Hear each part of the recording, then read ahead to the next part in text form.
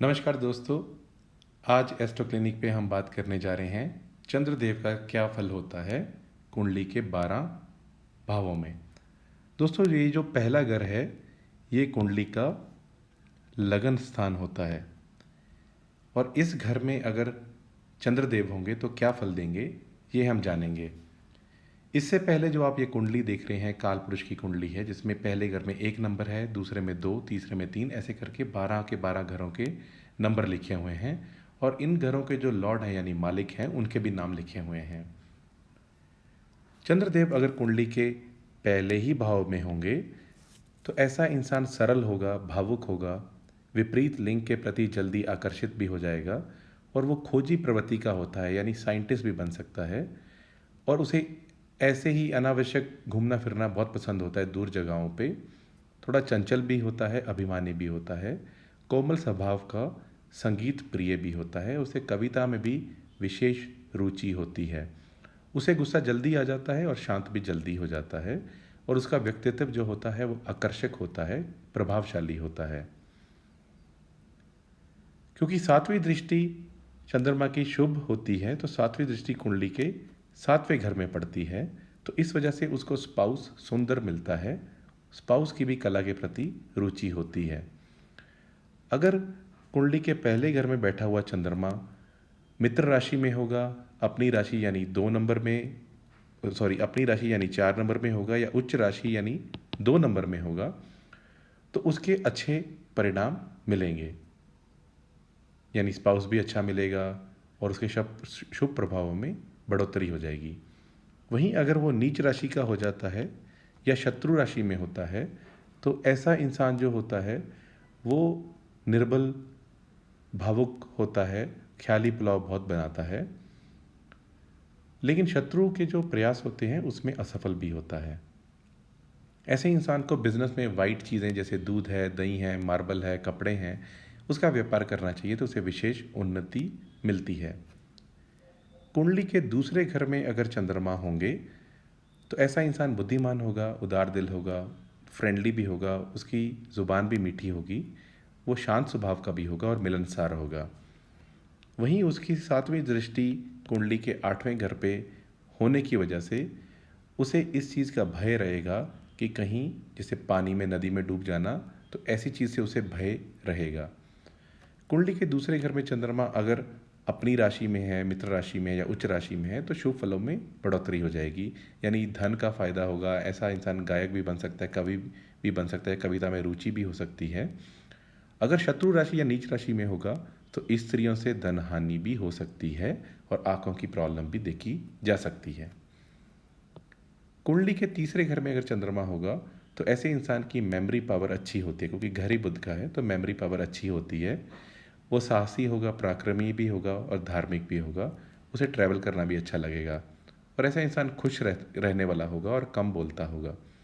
वहीं 7वीं दृष्टि कुंडली के 9वें भाव में पड़ती है जो कि बृहस्पति का घर है, तो इसलिए उसे महिलाओं से सहयोग होने का चांस बनेगा। भाग्य उदय भी किसी महिला के संयोग से हो सकता है, या ऐसा कह सकते हैं कि शादी के बाद हो सकता है।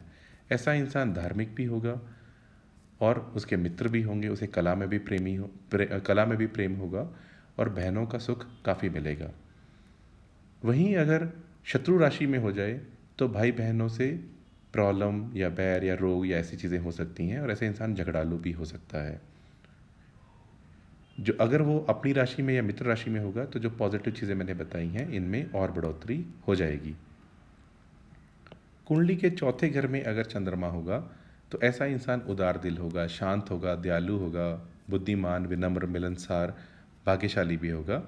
और 7वीं दृष्टि क्योंकि कुंडली के 10वें भाव पे बढ़ती है जो कि नौकरी का घर होता है, तो चंद्रमा क्योंकि शुभ ग्रह है तो नौकरी में विशेष पदोन्नति, प्रमोशन चीज़ें होती हैं।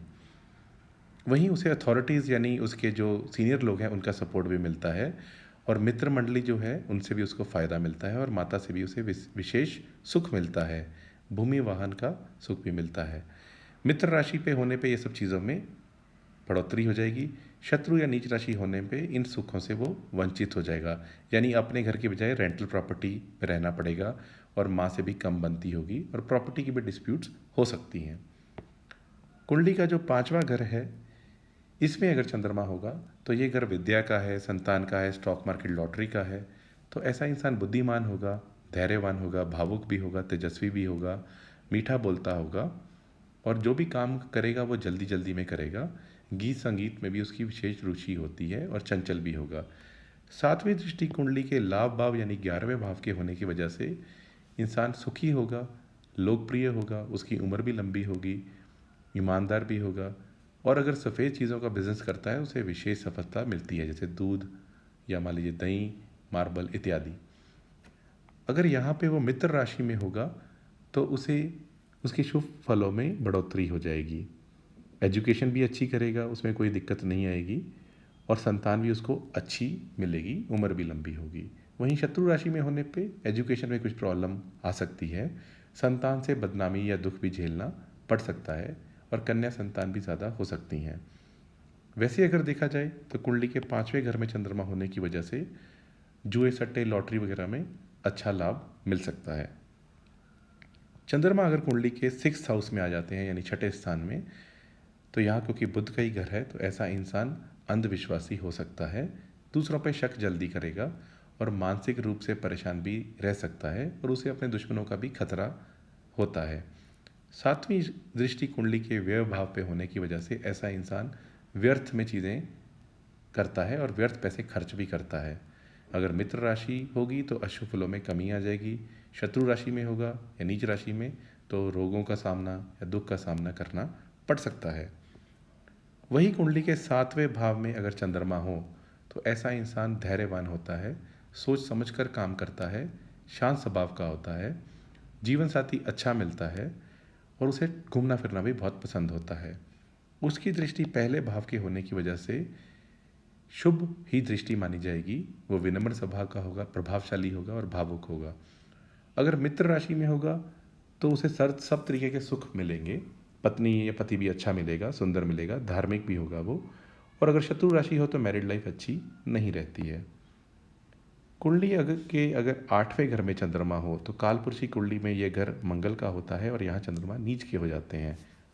तो ऐसे घर पे अगर चंद्रमा होगा तो ऐसा इंसान ज़्यादा बोलने वाला होगा, ईर्ष्यालु होगा, हमेशा चिंताग्रस्त रहेगा, कठोर होगा, दूसरों के प्रति दुर्भावना भी रखेगा, कभी कभार झूठ भी बोल सकता है।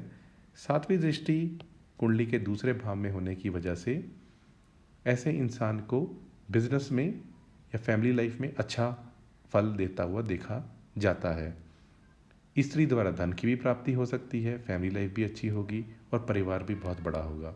यानी अगर मित्र का घर हो तो उसकी दृष्टि अच्छी मानी जाएगी और अगर शत्रु की घर पे हो तो या नीच राशि में तो धन की हानि भी हो सकती है और जल से भय भी रहेगा। कुंडली के 9वें घर में अगर चंद्रमा हो तो ये घर बृहस्पति का है, तो ऐसे इंसान को सुख संपत्ति मिलेगी, धार्मिक भी होगा, मेहनती भी होगा, ऑनेस्ट ईमानदार यानी ये भी होगा, साहसी भी होगा और उसे नेचर से प्यार भी होगा। सातवीं दृष्टि कुंडली के तीसरे भाव पे होने की वजह से भाई बहन जो होते हैं उनमें भाई कम और बहनें ज़्यादा होती हैं और सिस्टर से लगाव भी ज़्यादा रहता है। मित्र राशि होने पे भाग्य प्रबल होगा, धार्मिक होगा और अगर शत्रु राशि होगी तो गरीब या धर्महीन या भाग्य का साथ नहीं मिलता, ऐसा देखा जाता है।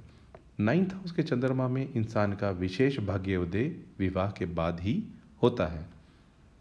कुंडली के 10वें घर में अगर चंद्रमा हो तो ऐसा इंसान यशस्वी होता है, सुखी होता है, बुद्धिमान और खुश रहने वाला होता है। उसके दोस्त भी बहुत होते हैं यानी फ्रेंड सर्कल काफ़ी बड़ा होता है और वो बहुत करियर ओरिएंटेड भी होता है। सातवीं दृष्टि क्योंकि कुंडली के चौथे स्थान पर पड़ेगी तो इस वजह से उसका माँ से भी विशेष लगाव होता है और माता पिता का सुख भी उसे मिलता है।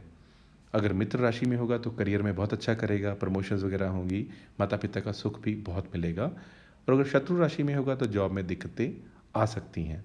ऐसे इंसान को भी बिजनेस में सफ़ेद वस्तुएं जो मैंने पहले बताई हैं वो करने का सफ़ेद और उसका काफ़ी विशेष फ़ायदा होगा और ऐसा इंसान ऐसा बिजनेस करके ऐसी जॉब करके कुल दीपक भी बन सकता है खानदान का। कुंडली के 11वें घर में अगर चंद्रमा होंगे तो ऐसे इंसान को कला के प्रति, साहित्य के प्रति काफ़ी रुचि रहेगी, साहसी भी होगा और उसे काफ़ी धन भी इकट्ठा कर पाएगा और उसे अथॉरिटीज़ या गवर्नमेंट या राज्य कार्य में विशेष सफलता मिलेगी। वहीं यहाँ से उसकी दृष्टि कुंडली के 5वें भाव में होने की वजह से व्यवहार कुशल होगा, संतान संपत्ति ज़्यादा हो सकती हैं जिसमें लड़कियाँ ज़्यादा होंगी। और अगर मित्र क्षेत्रीय होगा तो इनकम उसको कई सोर्सेज से मिल सकती है, उसको लॉटरी जुए सट्टे में भी लाभ मिल सकता है। वहीं शत्रु राशि होने पे करियर में तरक्की करना या पैसे कमा लिए उसको आगे अच्छा नहीं यूज़ कर पाना, ऐसी प्रॉब्लम देखी जा सकती हैं। कुंडली के 12वें घर में अगर चंद्रमा होंगे तो ऐसे इंसान को अकेले रहना पसंद होता है, चिंताग्रस्त भी रहता है, आलसी भी होता है, पैसे भी अधिक खर्च करता है और ऐसा भी देखा जाता है कि स्वार्थी भी हो सकता है। वहीं 7वीं दृष्टि कुंडली के 6ठे भाव पे होने की वजह से ऐसा इंसान खर्चे भी ज़्यादा करता है और उनकी वजह से उसको शत्रुओं से या कर्जे से भी दुख हो सकता है और गुप्त रोग भी हो सकते हैं। वहीं यहाँ पे चंद्रमा अगर मित्र राशि में होगा तो अगर व्यय करेगा तो अच्छी चीज़ों पे या धार्मिक चीज़ों पे करेगा और मीठा भी बोलेगा। और अगर वहीं शत्रु राशि हो तो उसे एकांत प्रिय या जो मैंने नेगेटिव चीज़ें बताई उनमें ज़्यादा हो जाएगा। जॉब में उसको विशेष लाभ मिलता है जब चंद्रमा की महादशा अंतर्दशा या प्रत्यांतर दशा आ जाए, यानी प्रमोशन होना, ट्रैवल करना, यानी जॉब में सपोर्ट करने के लिए वो अच्छा रहता है। तो दोस्तों आज हमने जाना कुंडली के 12 भावों में चंद्रदेव का क्या फल होता है, अगर वो अपने घर में हो, उच्च राशि में हो, मित्र राशि में हो या वो नीच राशि में हो, शत्रु राशि में हो। उम्मीद है आपको ये वीडियो अच्छा लगा होगा। आज के लिए इतना ही। आपका बहुत बहुत आभार।